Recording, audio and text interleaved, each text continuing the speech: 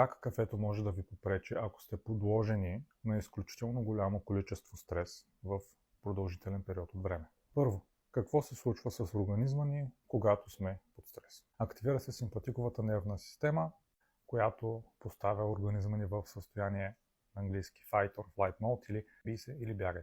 Това е защото когато сме под някакъв вид стрес, надбъбречните жлези отделят изключително голямо количество адреналин.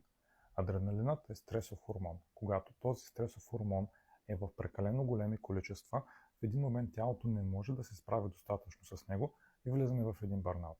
Това е така наречения external стрес или стрес от външен източник, към който не винаги имаме контрол.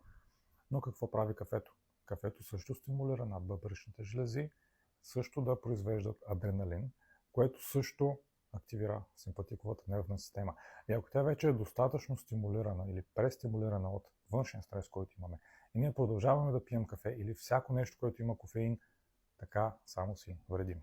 Но все пак, ако не можем да откажем кофеинът или просто не искаме да откажем кофеинът, това, което може да направите, което аз правя, е сутрин на закуска си добавям малко шоколад в закуската, като това ме и пред тренировъчното хранене, което ми дава достатъчно енергия да мина през тренировката.